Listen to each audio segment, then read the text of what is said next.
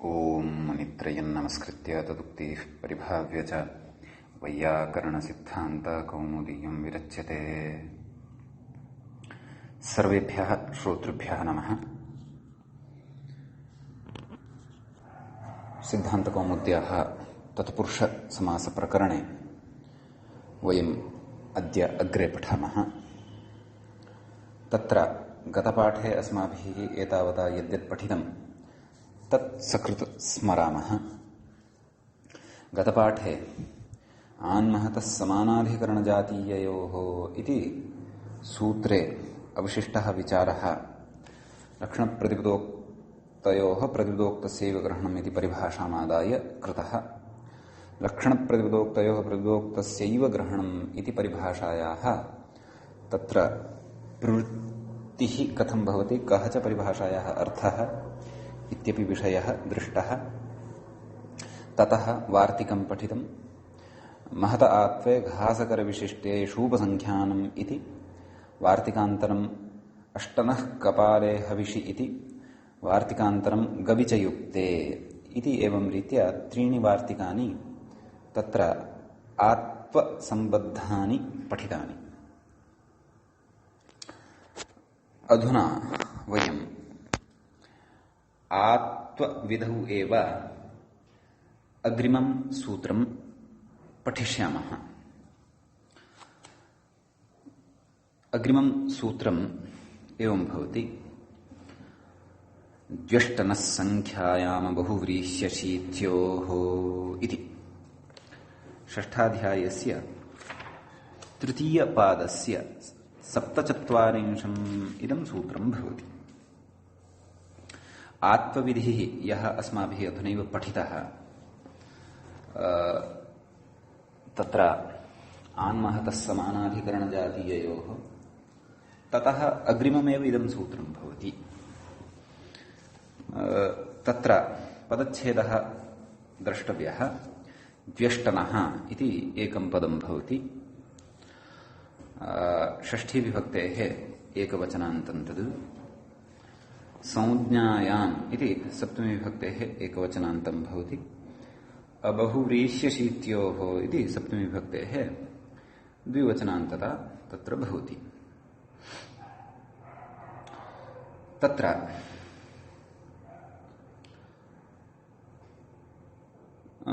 द्व्यष्टनः इति यद् वर्तते षष्ठीविभक्तेः एकवचनं, तस्य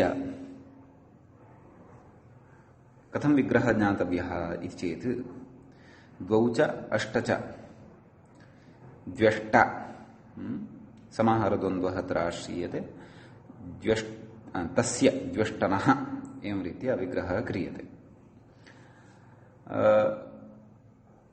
अबहुव्रीह्यशीत्योः इत्यत्रापि विग्रहः ज्ञातव्यः। बहुव्रीहिश्च अशीतिश्च बहुव्रीह्यशीति न बहुव्रीह्यशीति अबहुव्रीह्यशीति तयोः अबहुव्रीह्यशीत्योः इति द्वन्द्वगर्भनय तत्पुरुषसमासः अत्र भवति इति। तत्र कथयति व्याख्याता शेषपूर्णेन सूत्रं व्याचष्टे इति। शेषपूर्णेन सूत्रस्य व्याख्यानं करोति। किम् आत्स्यात् नाम तद् अनुवृत्त्या लभ्यते। कुतः आन्महतः समानाधिकरण इति गतसूत्रात् आत् इति लभ्यते। कयोः आत्स्यात्? द्व्यष्टनः नाम द्वि इति शब्दः यः वर्तते, अष्टन् इति च शब्दः यः वर्तते, तयोः आकारान्तादेशः भवति। तत्र संख्यायां गम्यमानायाम् अपि च तदेव व्याख्यात्र सूत्रार्थः सरलीकृत्य इत्थमुक्तः। द्विशब्दस्य अष्टन् शब्दस्य च संख्यावाचके उत्तरपदे, संख्यायां तत्र सप्तमी विभक्तिः अस्ति, सा निमित्तसप्तमी भवति। तस्मिन् इति निर्दिष्टे पूर्वस्य इत्यनेन तत्र व्यवस्था ज्ञातव्या। अतः एव संख्यावाचके उत्तरपदे परे इति अर्थः आयाति। उत्तरपदे इत्यस्य अधिकारोऽपि अस्ति एव, परन्तु तद् उत्तरपदं कीदृशं संख्यावाचकं स्यात्। नाम द्वि इति शब्दात् परे कश्चन संख्यावाचकः शब्दः भवति, तदा द्विशब्दस्य आकारान्तादेशः। एवमेव अष्टन इति शब्दात् परे कश्चन संख्यावाचकः शब्दः स्यात्, तदा अष्टन शब्दस्य अपि अकारान्तादेशः भवति इत्यर्थः। न तु बहुव्रीह्यशीत्योः इत्यर्थः। परन्तु बहुव्रीहि समासे इदम् आत्मं न भवति। अपि च अशीत्योः, अशीति शब्दे परे अपि अशीतिति संख्यायां परतः अपि इदम् आत्मं न भवति इत्यर्थः इति सूत्रस्य अर्थः एवं रीत्या ज्ञातव्यः। तत्र उदाहरणस्य इदानीं सिद्धिः द्रष्टव्या वर्तते। कथयति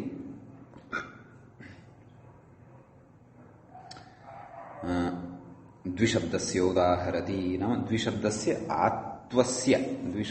आत्वविषये उदाहरणम् उदाहरति इत्यर्थः। किम् उदाहरणं? द्वादश इति। कथं तत्र विग्रहः कृतः? द्वौ च दश च द्वादश इति भवति। अथवा द्व्यधिकादश, द्व्यधिकाः दश, तत्र शाकल्यलोपः वर्तते।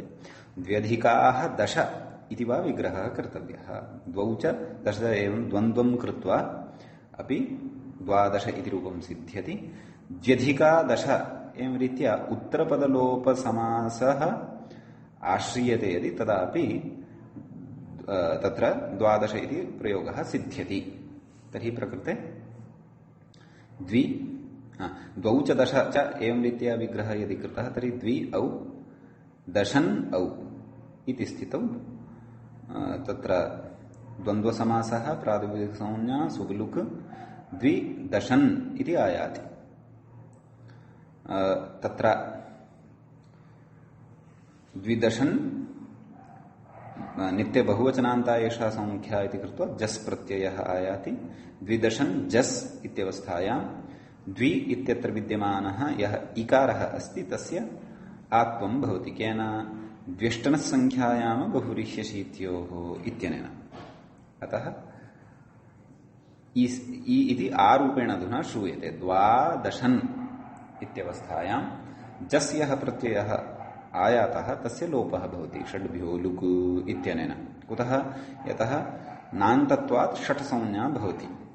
दशन् इत्यादीनां नान्तानां षणान्ता षट्, षड्भ्यो लुक्, षड्भ्यः परतः या विभक्तिः वर्तते तस्याः लोपः भवति। अतः द्वादश इति रूपं सिद्ध्यति। द्व्यधिकादश इत्यत्रापि नाम तत्र उत्तरपदलोपी समासः वर्तते। नाम द्व्यधिकाः दश वर्तन्ते ये, अथवा तत्र संख्या वर्तते। इदं संख्यावचनम् अथवा संख्यापदम् इदं कस्यापि विशेषणं भवति, कस्मिन्नपि लिङ्गे भवति।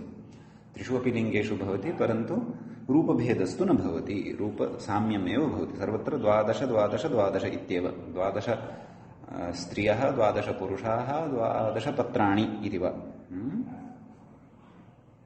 द्व्यधिकादश इत्यत्र उत्तरपदलोपे सति अपि द्वि इत्यस्य आत्वेन द्वादश इति रूपं सिद्ध्यति इत्यर्थः। व्याख्यात्र कश्चन विचारः शब्देन्दुशेखरस्थः कथ्यते।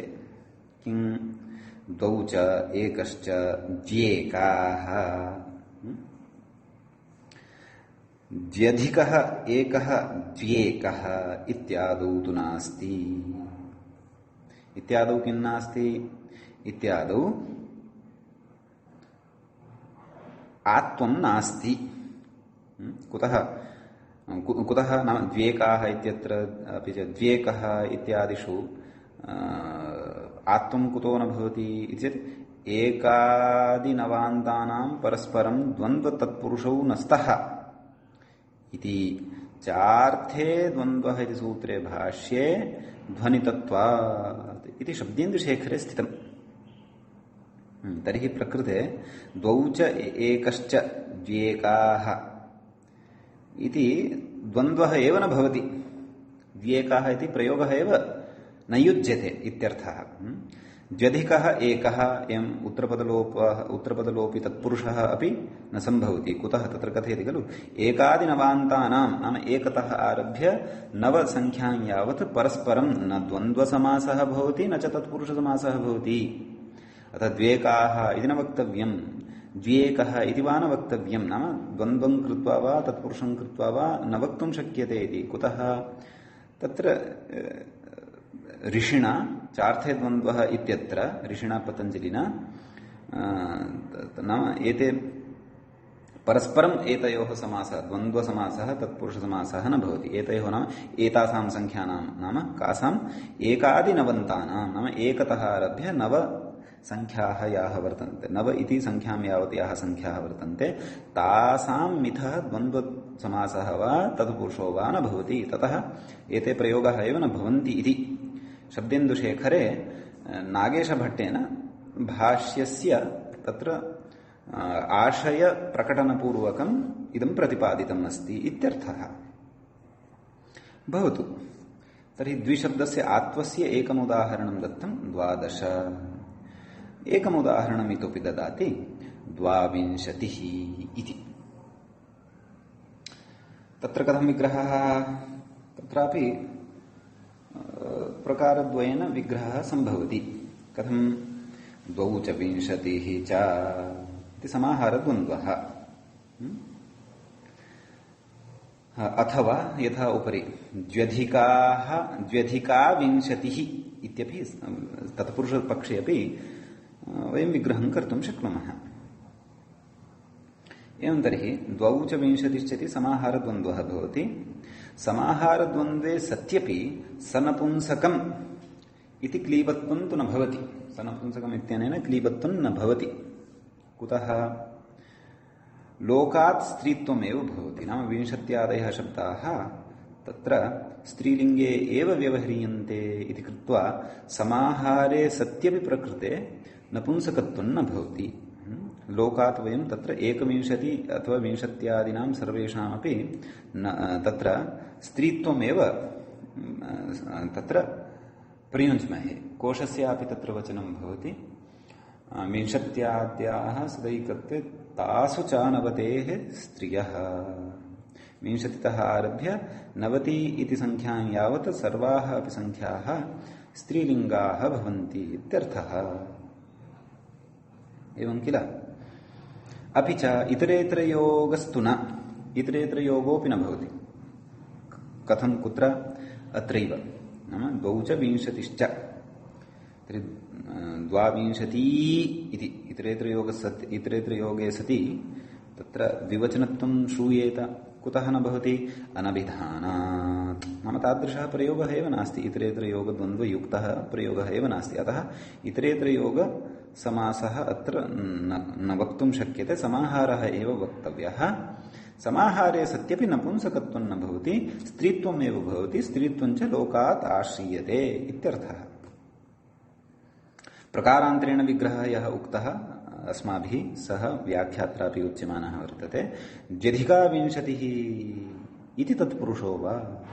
तत्पुरुषपक्षे वा अत्र विग्रहः कर्तुं शक्यते। अतः तत्पुरुषसमासेनापि 22 इति सिद्ध्यति, द्वन्द्वसमासेनापि समाहारद्वन्द्वेनापि 22 इति सिद्ध्यति। तत्र उभयविधसमासे कृते द्विशब्दस्य आत्वं भवति। केन? व्यष्टनसङ्ख्यायां बहुव्रीह्यशीत्योः। 12 इत्यत्रापि अस्माभिः दृष्टं द्विशब्दात् परे संख्यावाचकः शब्दः दशन् इति आसीत्। अत्रापि द्विशब्दात् परे 20 इति संख्यावाचकः शब्दः अस्ति। अतः सूत्रस्य याः याः अपेक्षाः सन्ति ताः सर्वाः अपि अपेक्षाः अत्र पूर्तिं यान्ति इत्यर्थः। अतएव आत्मं भवति इति। इति एतावता द्वि शब्दस्य आत्वस्य उदाहरणम् अस्माभिः दृष्टम्। अधुना वयम् अष्टन इति शब्दस्य आत्वस्य उदाहरणानि द्रक्ष्यामः। तत्र उदाह्रियते 18 28 इति उदाहरणद्वयं प्रदीयते। तत्रापि एवं द्वन्द्वपक्षे अपि विग्रहः भवितुम् अर्हति, तत्पुरुषपक्षे अपि विग्रहः भवितुम् अर्हति। 8 च 10 च इति द्वन्द्वः एवं तत्र इति वा अथवा 8+10 इति वा विग्रहः कर्तव्यः। 8+ इति तत्र शाकल्यलोपः वर्तते व्याख्याने।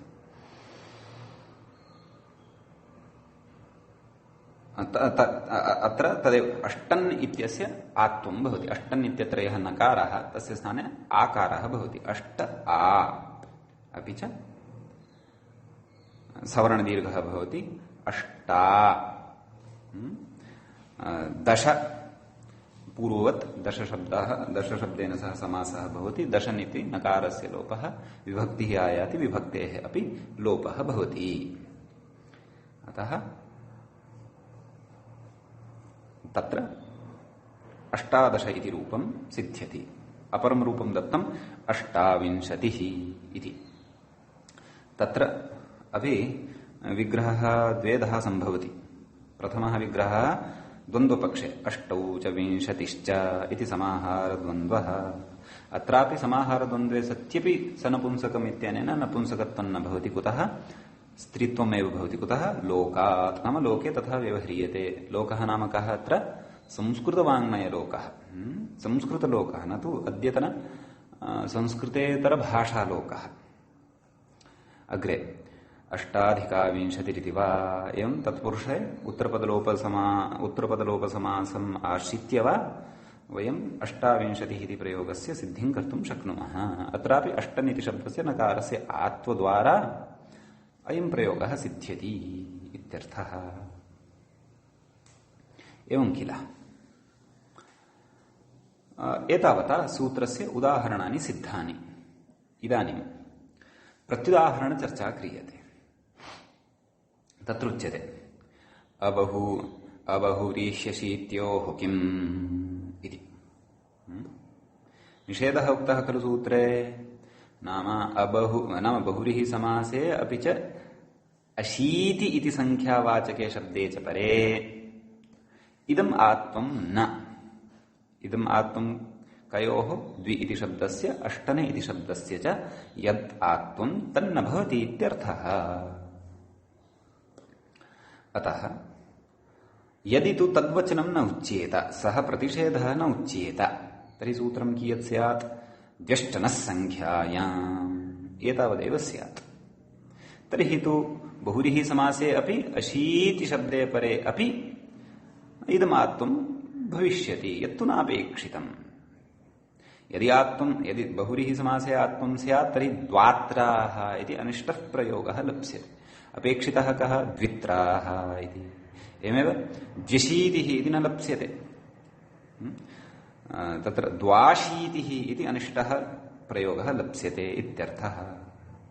अस्तु, क्रमशः उदाहरणानि पश्यामः। आदौ बहुव्रीहौ तत्र आत्वनिषेधस्य उदाहरणं पश्यामः। द्वित्राः इति। तत्र कथं विग्रहः? 2 वा 3 वा इत्येवं रीत्या विग्रहः क्रियते। तत्र संख्याव्ययासन्नादूराधिकसंख्याः संख्येये इत्यनेन सूत्रेण बहुव्रीः समासः भवति। तच्च वयं बहुव्रीः समासप्रकरणे विस्तरेण पठिष्यामः। तत्र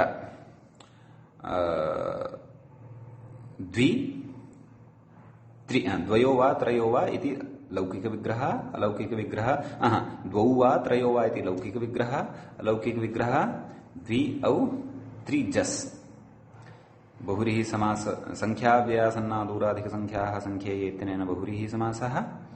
ततः प्रातिपदिकसंज्ञा सुलुक् द्वित्रि इति अवशिष्यते। द्वित्रि इत्यवस्थायां बहुव्रीहौ संख्येये डज् डच् इति डच् प्रत्ययः भवति।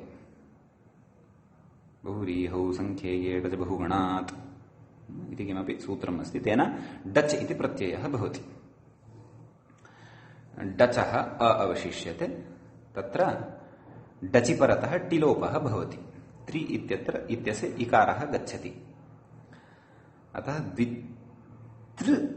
द्वित्र इति लभ्यते। तर्हि अत्र प्रकृते बहुव्रीहिः समासः वर्तते। संख्याव्यासन्नादूराधिक इत्यादिना सूत्रेण यः समासः विधीयते सः बहुव्रीहिः समासः भवति। इतोपि अस्मिन् विषये विस्तरेण बहुव्रीहिः प्रकरणे ज्ञास्यते। अतः तत्र सूत्रे निषेधसामर्थ्यात् अबहुव्रीह्यशीत्योः इति वचनात् प्रकृते द्विशब्दस्य आत्वं न भवति। यदि तु सः निषेधः न उक्तः स्यात् तर्हि तु अत्र आत्वं स्यात्, तेन द्वात्राः इति अनिष्टप्रयोगः स्यात्। अतएव सः निषेधः उक्तः। नाम बहुव्रीहि समासे द्वि अपि च अष्टन् अनयोः शब्दयोः आत्वं न भवति इत्यर्थः इति बहुव्रीहि समासे आत्मनिषेध विषये उक्तम्। इदानीं तत्र अशीति इति संख्यावाचके शब्दे परे द्विशब्दस्य अपि च अष्टन शब्दस्य आत्मन् न भवति, तस्य एकम् उदाहरणं ददाति ज्यशीतिः इति। तत्र द्वौ च अशीतिश्च इति समाहारद्वन्द्वः क्रियते। स्त्रीत्वं तु लोकात् अथवा ज्यधिका अशीतिः इति वा क्रियते। तत्र तत्पुरुष समासपक्षे उत्तरपदलोपं विधाय अपि ज्यशीति इति सिद्ध्यति इत्यर्थः। तत्र कथयति अत्राशीतिपरकत्वात्, नाम अशीति इति शब्दः संख्यावाचकः परे अस्ति इति कृत्वा द्विशब्दस्य आत्वन्, अतः द्विशब्दस्य प्रकृते आत्वन् न भवति। द्वि इत्यत्र विद्यमानः यः इकारः तस्य आ इति न भवति इत्यर्थः। अतः द्वि अशीति यणसन्धिं विधाय ज्यशीतिः इति रूपं प्राप्नुमः। अतः निषेधस्य इदं प्रयोजनम्। आम्, अष्टन् शब्दस्य उदाहरणं कुतो न दत्तम्, अष्टाशीतिः इति कुतो न उक्तम् इति चेत् तत्र आत्मनिषेधस्य तथा प्रयोजनं नास्ति। यतः आत्वं विधायापि तत्र अष्टाशीतिः इत्येव प्रयोगः लप्स्यते। आत्वाभावे अपि अष्टाशीतिः, न लोपात् परम् अष्टाशीतिः इत्येव प्रयोगः लभ्यते। अतः द्व्यशीतिः इत्येव प्रयोगः प्रकृते दत्तः। अपि च द्वित्राः इत्यत्र अष्टन् शब्दमादाय कुतः न प्रयोगः, कुतः न बहुव्रीहेः उदाहरणं दत्तं, तत्सर्वम् अग्रे संख्या व्ययासन्नादूराधिकसंख्याः संख्येये इति सूत्रपठनसमये स्पष्टं भविष्यति। यद्यपि भवितुम् अर्हति अष्टन् वा नव वा, परन्तु तत्र कीदृशः प्रयोगः स्यात् इति सर्वमपि बुद्धौ, जिज्ञासां सर्वामपि बुद्धौ स्थापयन्तु। बहुव्रीहि प्रकरणे इतोपि विस्तरेण स्पष्टः भविष्यति सः विषयः। सद्यः अत्र नारभ्यते, अन्यथा बहुव्रीहि समासप्रसङ्गः एव आरब्धः भविष्यति। भवतु। एवञ्च तत्र वार्तिकम् एकम् उच्यते। किम्? प्राक्षतादिति वक्तव्यम् इति।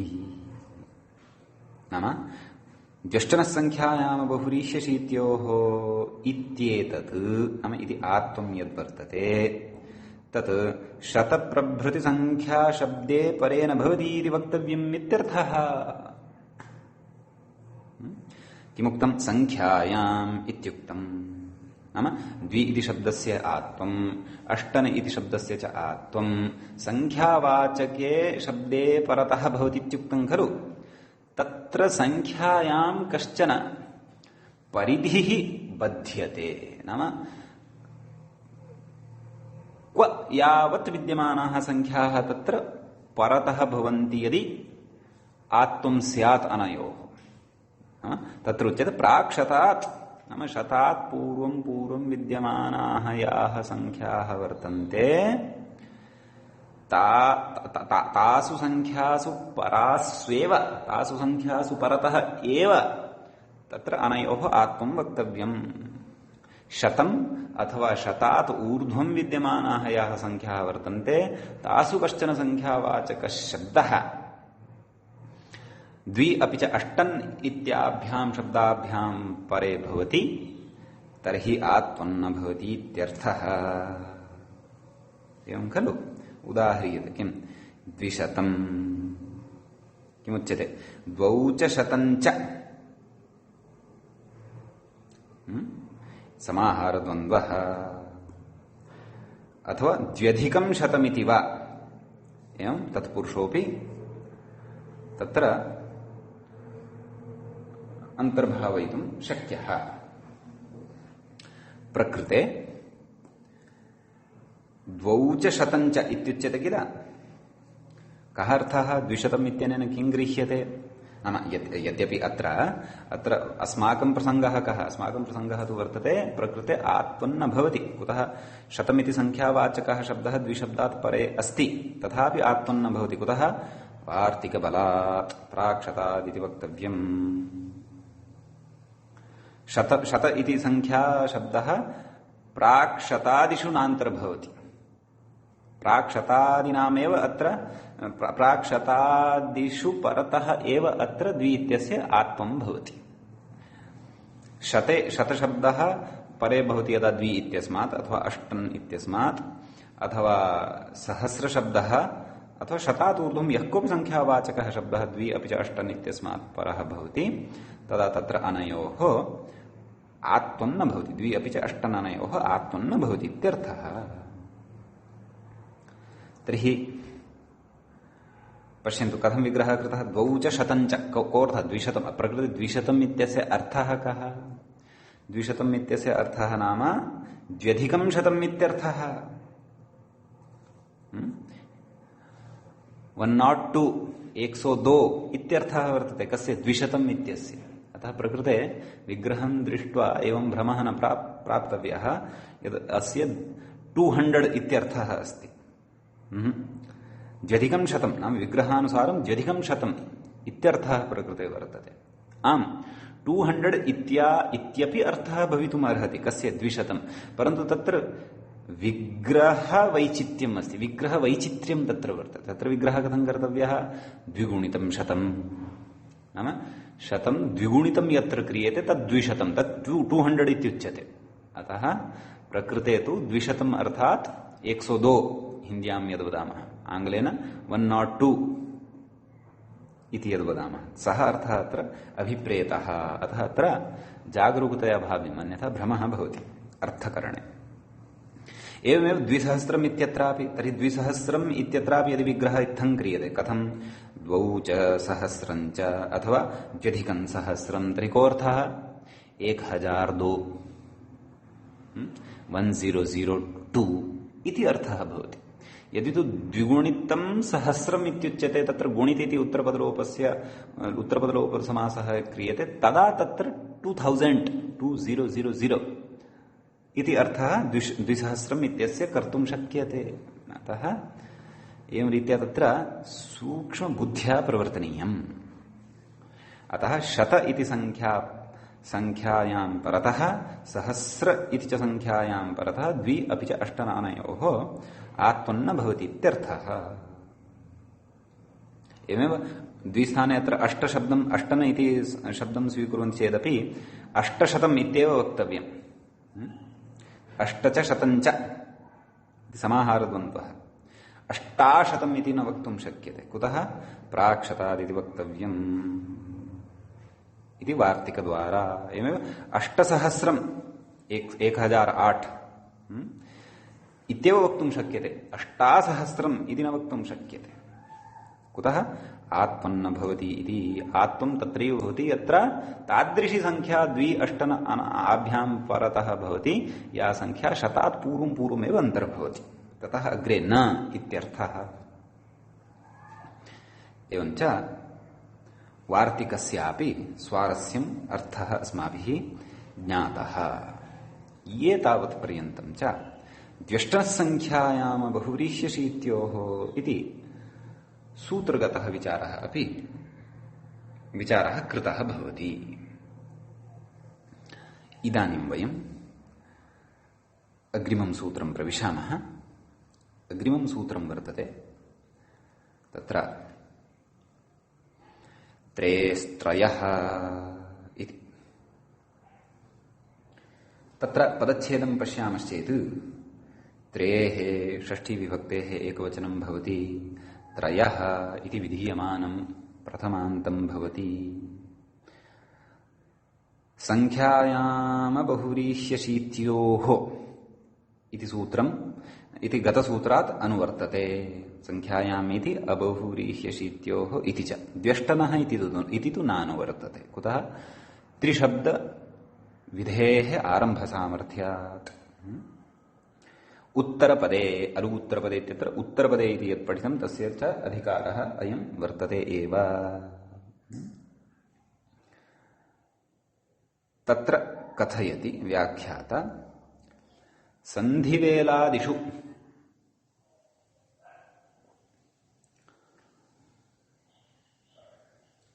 त्रयोदश इति पाठात् सकारान्तोऽयम् आदेशः, अयम् आदेशः सकारान्तः अस्ति, अकारान्तः नास्ति। सकारान्तस्य प्रथमान्तं पदं पठितं वर्तते। क्व? त्रयः इति। यथा मनस् इत्यस्य मनः इति श्रूयते तद्वत् प्रकृतेऽपि त्रयस् इत्यस्य त्रयः इति प्रयोगः कृतः वर्तते। सकारान्तत्वं तत्र अवगन्तव्यम्। नाम सन्धिवेलादिषु नाम त्रयोदश इत्यत्र सन्धिः खलु क्रियते। त्रयोदश इति पाठात् नाम एतादृशः पाठः श्रूयते केषां संख्यावाचकशब्दानाम्। अतः अयम् आदेशः यः वर्तते सः आदेशः सकारान्तः वर्तते, न तु अकारान्तः। त्रयः इति श्रवणेन त्रय इति अकारान्तादेशः सः इति न, त्रयस् इति सकारान्तादेशः सः वर्तते। अतः एतमाशयं मनसि कृत्य कथयति इत्याह किमाह त्रयस्यादिति नाम त्रिशब्दस्य त्रयस् इति आदेशः भवति।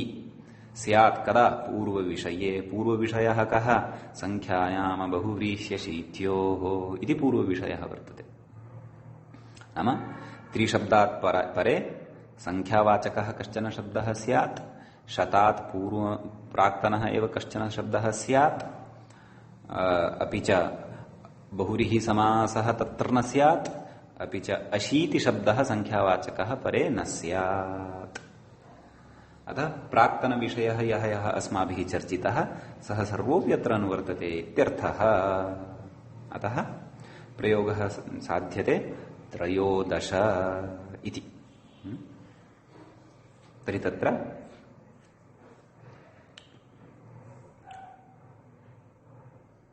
तदेव व्याख्यात्रापि किमुच्यते अस्मिन् विषये पश्यामः। पूर्वविषये इति प्राक्शतात् संख्याशब्दे उत्तरपदे परतः तदेव अयं विषयः अस्माभिः उक्तः एव, न तु बहुव्रीह्यशीत्योः इत्यर्थः। अस्तु, उदाहरणं पश्यामः।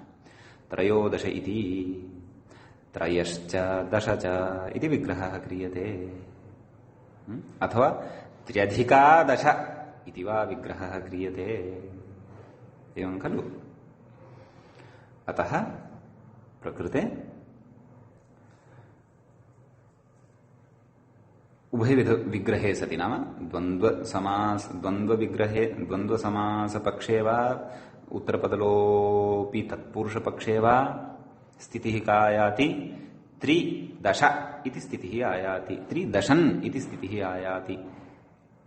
सुब्लुकि त्रिशब्दस्य त्रयस् आदेशः, त्रयस् दश इति।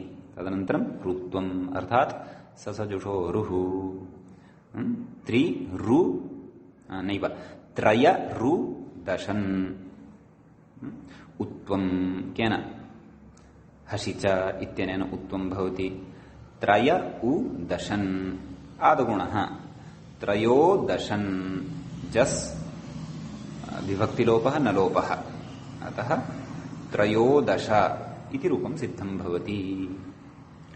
एवं त्रयोविंशतिः इत्यपि मूले उदाहृतं खलु त्रयोविंशतिः इत्यपि भवति। तत्र तदेव कथं विग्रहः त्रयश्च विंशतिश्च इति द्वन्द्वे वा विग्रहः कर्तव्यः त्र्यधिका विंशतिः इति वा विग्रहः कर्तव्यः। पूर्वदेव त्रयस् इति आदेशः अपि च ऋत्वम् उत्वम् गुणः त्रयोविंशतिः इति रूपं सिद्ध्यति इत्यर्थः। कथयति बहुव्रीहौ तु त्रिदशाः इत्येव नाम बहुव्रीहौ पूर्वविषयः अनुवर्तते इत्युक्तं खलु अतः बहुव्रीहौ एषा इदम् अयं त्रयसादेशः न भवति इत्यर्थः।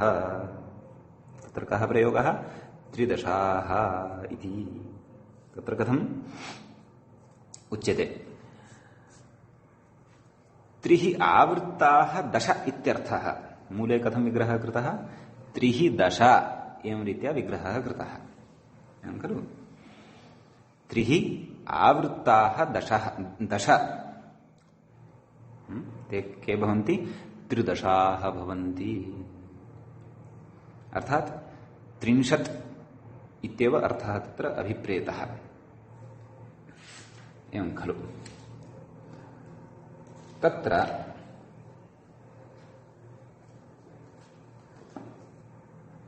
त्रिदशन् इत्यवस्थायां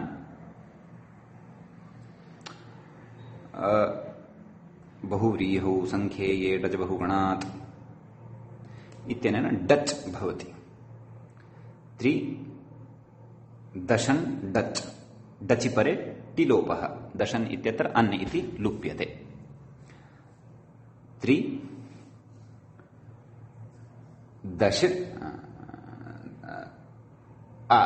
त्रिदश इति भवति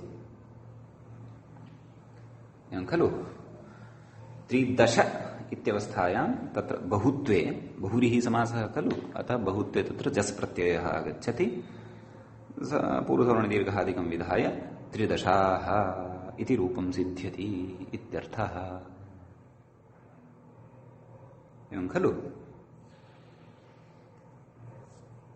अत्र बहुव्रीः समासः अस्ति इति कृत्वा अबहुव्रीह्यशीत्योः इति निषेधः यथावत् प्रवर्तते अतः त्रिशब्दस्य त्रयस् इति आदेशो न भवति। यदि सः निषेधः न स्यात् तर्हि प्रकृतेपि त्रयोदशाः इति अनिष्टः प्रयोगः भवति स्म।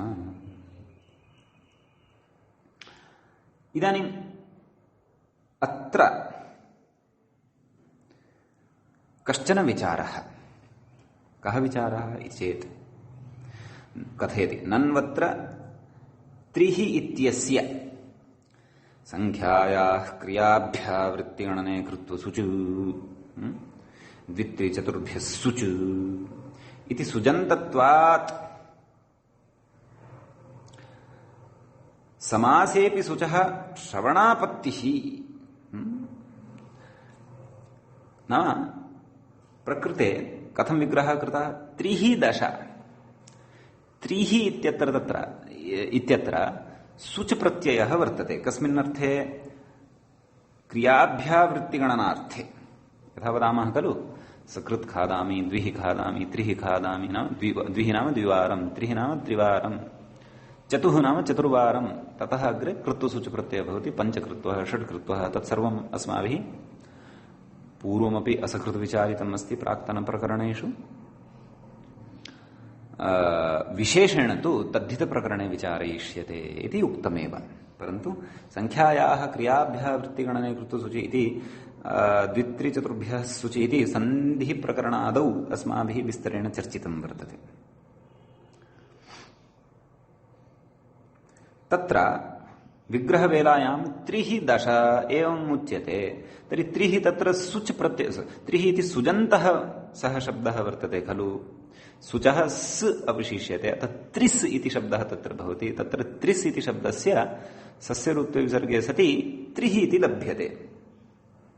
तर्हि विग्रहवेलायां सुच् प्रत्यययुक्तः त्रिः इति शब्दः यः श्रूयते सकारान्तः त्रिस् इति, त्रिः इति तु पदं, शब्दः तत्र मूलशब्दः तत्र सुजन्तः त्रिस् इति सकारान्तः। तर्हि सः सुच् समासेऽपि कुतो न श्रूयते? कुतः समासे विग्रहवेलायां सुजन्तं स्वीकृत्य समासे सुजरहितः प्रयोगः क्रियते त्रिदशाः इति? समासे अपि तर्हि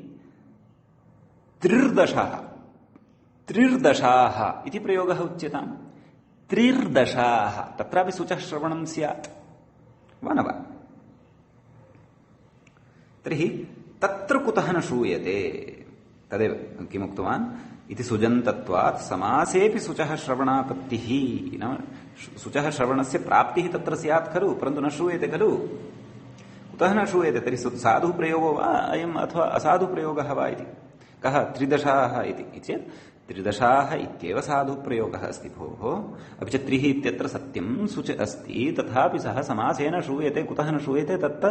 तद् इदानीं युक्त्या प्रतिपाद्यमानं वर्तते इत्यर्थः। अस्तु, का युक्तिः? तत्रुच्यते सुजर्थे बहुव्रीः इति, मूले उक्तं सुजर्थे बहुव्रीः इति।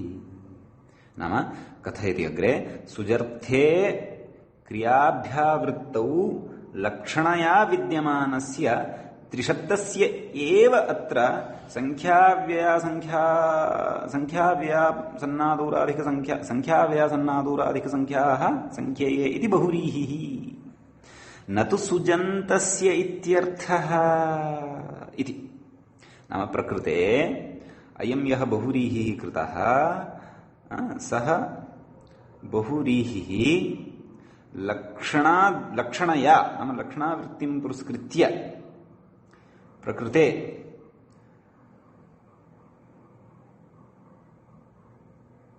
सुजर्थः यः वर्तते, क्रियाभ्यावृत्तिगणनार्थः यः वर्तते, तद्वृत्तौ नाम सुजर्थे वृत्तौ प्रकृते अयं बहुव्रीहिः त्रिशब्दमादाय एव क्रियते इत्यर्थः। नाम सुच् प्रत्ययः तत्र नास्ति, सुच् परन्तु बहुव्रीहि समासद्वारा लक्षणया तत्र सुजर्थः गृह्यते, तावदेव। सुजर्थमात्रस्य ग्रहणम् अत्र बहुव्रीहि समासद्वारा भवति लक्षणावृत्तिं पुरस्कृत्य, सुच् प्रत्ययं विनापि। आम्, लौकिकविग्रहे भवतु, नाम लौकिकविग्रहे स्पष्टता यही उच्यते, किम् त्रिः दश इति, परन्तु अलौकिकविग्रहे समासे च तत्र त्रिशब्दः एव इकारान्तः स्वीक्रियते। तत्र सुच् प्रत्ययः तु न भवति। कुतः? यतः तत्र बहुव्रीहि नाम एतद् बहुव्रीहि समासद्वारा एव लक्षणया सुचः अर्थमात्रं तत्र अन्तर्भवति, न तु सुच् प्रत्ययः स्वयमपि अन्तर्भवति इत्यर्थः। अतः वैयाकरणाः लक्षणयापि कार्याणि साधयन्ति इति एतादृशविधानेषु स्पष्टीभवति। सुच् नास्ति, परन्तु सुजर्थः वर्तते, तावदेव। तदेव सुजर्थे क्रियाभ्यावृत्तौ लक्षणया विद्यमानस्य त्रिशब्दस्य एव अत्र संख्याव्यासन्नादूराधिकसंख्याः संख्येये इति बहुव्रीहिः, न तु सुजन्तस्य इत्यर्थः। नाम सुजन्तेन त्रिस् इति शब्देन समासः, त्रिस् इति शब्दस्य समासः न, परन्तु त्रि इति शब्दस्य एव अत्र समासः वर्तते, दशन् इति संख्यावाचकेन सह। अतः बहुव्रीहि समाससामर्थ्यात् प्रकृते लक्षणया सुचः अर्थमात्रं केवलं स्वीक्रियते, परन्तु सुच् प्रत्ययस्तु न भवति इति सर्वमपि व्याख्यानादेव ज्ञेयम्। अथ त्रिदशाः इति प्रयोगः साध्यते। कुतः? कः अर्थः? त्रिः दश नाम वारत्रयं दश इत्यर्थः। 30 इति आहत्य अर्थः भवति इत्यर्थः। एवं खलु? तर्हि एवं रीत्या तत्र सुचः श्रवणापत्तिः वार्यते इत्यर्थः। प्रधाना चर्चा तु अत्र एषा, नाम बहुव्रीहौ त्रिशब्दस्य त्रयस् इति आदेशो न भवति इत्यर्थः। कुतः अबहुरीष्यशीत्योः इति निषेधारम्भसामर्थ्यात् इति। ततः उदाहरणान्तरम् नाम त्रयस् इति यत्र आदेशः न भवति त्रिशब्दस्य तस्य उदाहरणं ददाति। त्र्यशीतिः कथयति। किं कथयति? अशीतौ तु त्र्यशीतिः इत्येव। कुतः? निषेधः उक्तः खलु। अबहुरीष्यशीत्योः नाम अशीति इति संख्यावाचके शब्दे परे अपि त्रयस् इति आदेशो न भवति इत्यर्थः। अतः कथं तत्र विग्रहः? त्रयश्च अशीतिश्च इति समाहारद्वन्द्वः। त्रयश्च अशीतिश्च त्र्यशीतिः। अथवा तत्र अग्रे वक्ष्यते विग्रहः त्र्यधिकाशीतिः इति वा विग्रहः तत्र कर्तुं शक्यते। स्त्रीत्वं लोकात् समाहारद्वन्द्वपक्षे लोकात् स्त्रीत्वं ग्राह्यम्। तर्हि प्रकृते अशीति शब्दे परे निषेधसामर्थ्यवशात् त्रिशब्दस्य त्रयसादेशः न भवति। यदि निषेधः न स्यात् तर्हि प्रकृते त्रयसादेशः स्यात्। त्रयसादेशः यदि स्यात् तर्हि त्रयोशीतिः इति वा। अतोरोर्प्लुतादप्लुत इत्यनेन रुत्वम् उत्वादिकं च विधाय तत्र त्रयोशीतिः इति किमपि अनिष्टप्रयोगः स्यात्। प्रयोगस्तुपेक्षितः त्र्यशीतिः इत्येव।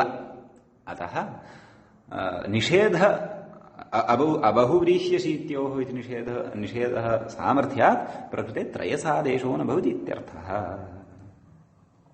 एवं किल। अन्यः कः पूर्वविषयः आसीत्? प्राक्षतादिति वक्तव्यम् इति आसीत्। सः विषयः अत्रापि अनुवर्तते इति कृत्वा तं विषयं मनसि कृत्य कथयति अग्रे। किं? प्राक्षतादित्येव 300 इति। 300 नाम त्रयश्च शतञ्च इति समाहारद्वन्द्वः। त्रयश्च शतञ्च तर्हि एवं समाहारद्वन्द्वपक्षे अथवा त्र्यधिकं शतम् इति वा। अत्रापि तद्वदेव बुद्धिः कर्तव्या यथा 200 इत्यत्र। नाम एवं रीत्या समाहारद्वन्द्वपक्षे अपि च तत्पुरुषपक्षे उत्तरपदलोऽपि तत्पुरुषे अपि त्र्यधिकं शतम् इति यदा वदामः तर्हि 300 इत्यस्य कोऽर्थः? नाम त्रयाधिकशतम् इत्यर्थः। त्र्यधिकं शतम् इत्यर्थः नाम 103 103 इत्यर्थः। यदा तु त्रिगुणितं शतम् इति कथयामः तदा तु 300 300 तदा सः अर्थः ग्राह्यः इति विशेषः अत्र वर्तते। अतः तत्र किं नाम शतात् प्राक्तन्यः याः संख्याः वर्तन्ते तासु संख्यासु परतः एव त्रयस् आदेशः भविष्यति। 100 अथवा ततोपि ऊर्ध्वं संख्याः यदा परतः सन्ति तदा त्रयस् आदेशो न भवति। अतः 300 इत्यत्रापि त्रयस् आदेशो न भवति वार्तिकनिषेधसामर्थ्यात् तस्य च अत्रापि अनुवर्तनात्। अन्यथा त्रयश्शतम् इति किमपि अनिष्टः प्रयोगः भवति समासे। एवमेव च 300 इत्यत्रापि। अत्रापि 300 इत्यस्य विग्रहः यदि इत्थं कृतः कथं? त्रयश्च शतञ्च समाहारद्वन्द्वः अथवा त्र्यधिकं शतम् इति वा तत्पुरुषः कृतः तर्हि 300 त्रयश्च सहस्रञ्च इति समाहारद्वन्द्वपक्षे विग्रहः अपि च त्र्यधिकं सहस्रम् इति वा विग्रहः यदि कृतः तर्हि 300 इत्यस्य अर्थः 1003 1003 इत्यर्थः। त्रिगुणितं सहस्रम् इति विग्रहे तु गुणितशब्दस्य उत्तरपदलोपे सति तु तत्र 3000 300 इति तत्र अर्थः अवगन्तव्यः। अतः जागरूकतया अत्र प्रवर्तनीयम् अन्यथा भ्रमः भवति। एतावान् विचारः एतत् सूत्रगतः वर्तते। भवतु तर्हि अधुना वयम् अग्रिमं सूत्रं प्रविशामः। अग्रिमं सूत्रं वर्तते विभाषा चत्वारिंशत् प्रभृतौ सर्वेषाम् इति तस्य पदच्छेदं पश्यामः। विभाषा इति प्रथमाविभक्तेः एकवचनं, चत्वारिंशत् प्रभृतौ इति सप्तमीविभक्तेः एकवचनं, सर्वेषाम् इति षष्ठीविभक्तेः एकवचनं सर्वशब्दस्य भवति। चत्वारिंशत् प्रभृति यस्याः सा चत्वारिंशत् प्रभृतिः तस्यां चत्वारिंशत् प्रभृतौ एवं रीत्या विग्रहः ज्ञातव्यः।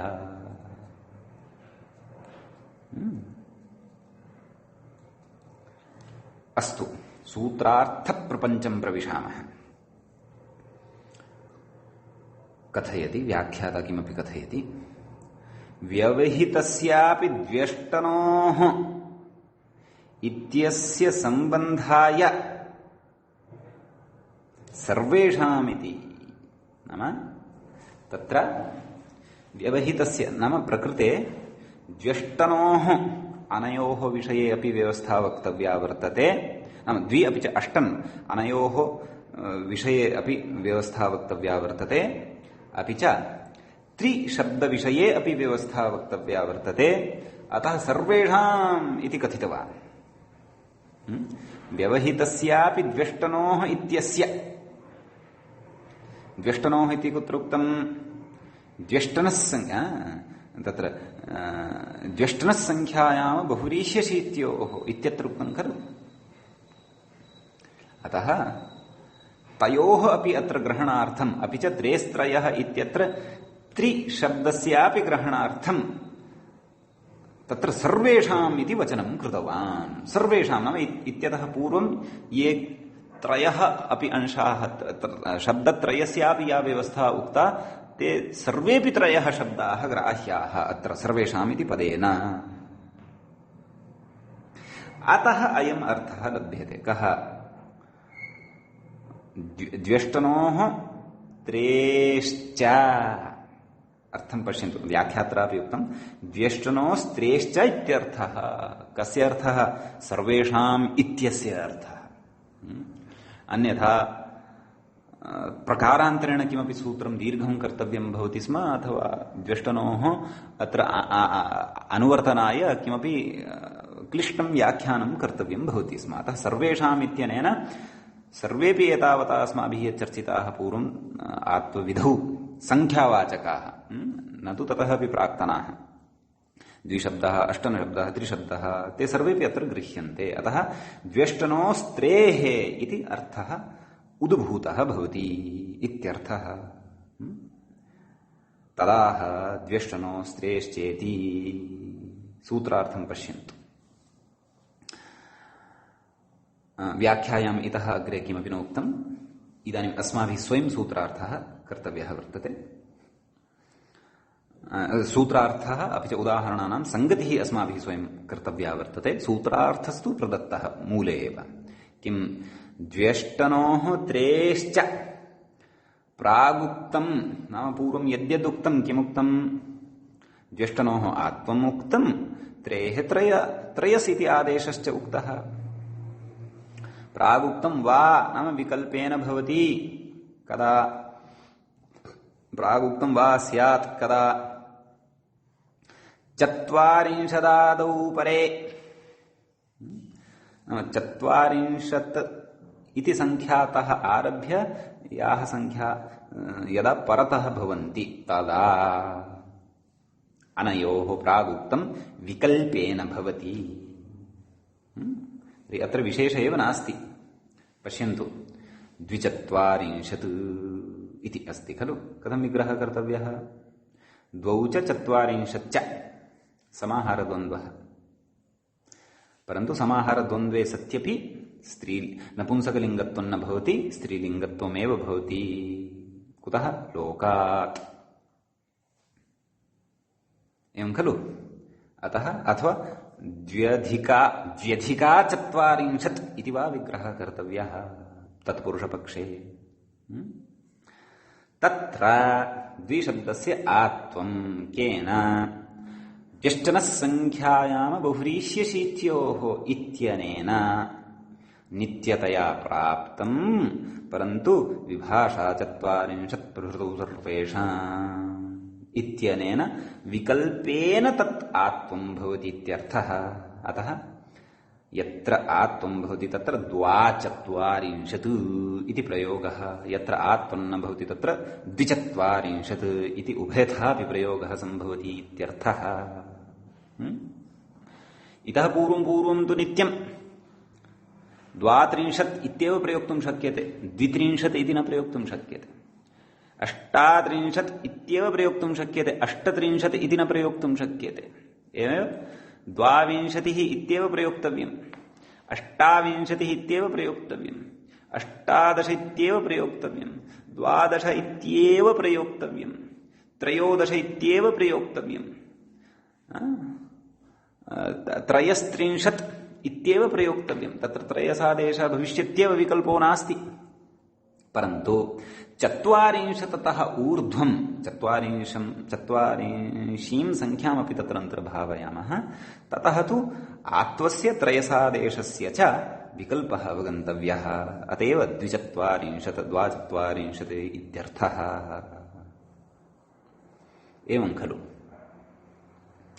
एवञ्च अग्रे अष्टनशब्दविषये कथयति। अष्टचत्वारिंशत् अष्टाचत्वारिंशत् इति कथं तत्र विग्रहः इति चेत् अष्ट च चत्वारिंशच्च इति द्वन्द्वः समाहारद्वन्द्वः, परन्तु समाहारद्वन्द्वे सत्यपि स्त्रीत्वं लोकात्, अथवा अष्टाधिकात् चत्वारिंशत् इति वा। अतः प्रकृते आत्वं नित्यतया प्राप्तं केन ज्यष्टनः संख्यायां बहुव्रीह्यशीत्योः परन्तु विभाषा चत्वारिंशत् प्रभृतौ सर्वेषाम् इत्यनेन तस्य आत्वस्य विकल्पः भवति इत्यर्थः। एवं खलु। इति तु द्वि अपि च अष्टन् शब्दयोः विकल्पेन आत्वं कदा चत्वारिंशत् प्रभृतौ। एवमेव अग्रे सर्वत्र तत्तु वक्ष्यति, अग्रे अन्ते वक्ष्यति। एवमेव अग्रे पश्यन्तु। त्रिचत्वारिंशत् त्रयश्चत्वारिंशत्, तर्हि अत्रापि तद्वदेव, नाम त्रयस् इति आदेशः विकल्पेन भवति। त्रयः इत्यनेन नित्यतया प्राप्यमाणः आसीत्, परन्तु विभाषा चत्वारिंशत् प्रभृतौ सर्वेषाम् इत्यनेन विकल्पेन भवति। यत्र त्रयसादेशः भवति तत्र त्रयश्चत्वारिंशत् श्चुत्वं भवति, त्रयश्चत्वारिंशत् इति वदामः।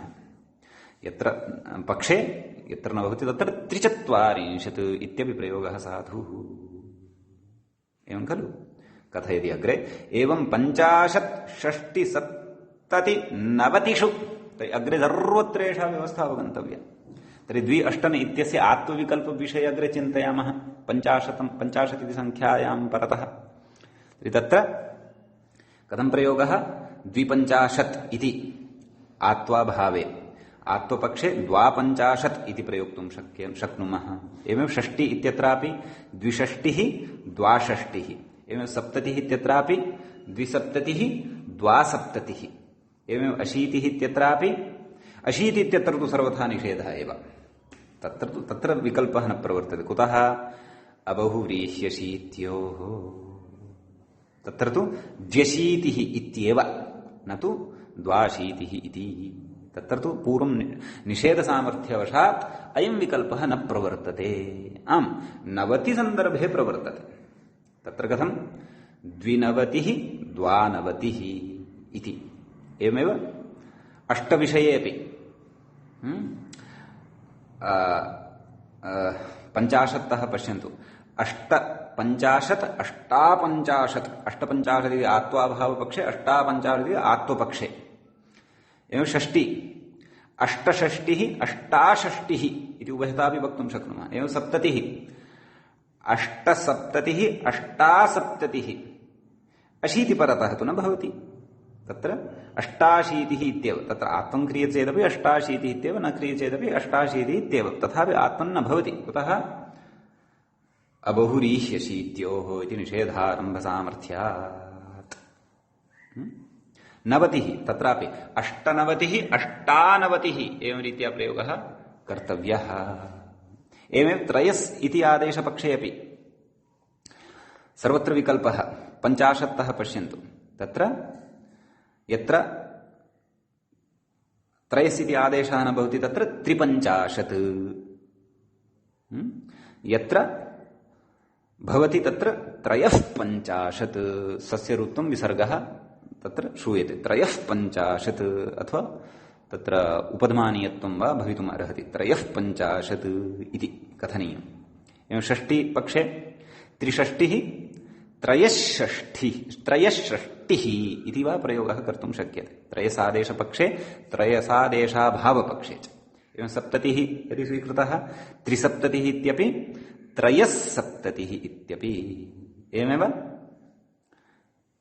अशीत्यां तु न भवति तत्र त्रयशीति इति न भवति त्र्यशीतिः इत्येव भवति कुतः निषेधसामर्थ्यात् अबहुरीह्यशीत्योः इति निषेधः सामर्थ्यात् 90 इत्यत्र भवति त्रिनवतिः त्रयोनवतिः इति त्रयसादेशपक्षे त्रयोनवतिः इति प्रयोगः कर्तुं शक्यते इति अभिप्रायः अस्याः पङ्क्तेः कस्याः पङ्क्तेः एवं 50 षष्टि सप्तति नवतिषु इति एवञ्च एतावता वयम् अद्यतनपाठाय विरामं दद्मः श्वः अग्रिमं सूत्रम् आदाय उपस्थिताः भवामः तावता भवन्तः इदं श्रोष्यन्ति मत्प्रतिपादनगतान् च प्रमादान् निश्चयेन वक्ष्यन्ति मत्परिष्काराय इति कृत्वा अत्रैव मङ्गलं विदधामि नेत्रैन् नमस्कृत्य तदुक्तिः परिभाव्य च वैयाकरणसिद्धान्तकौमुदीयं विरच्यते सर्वेभ्यः श्रोतृभ्यः नमः।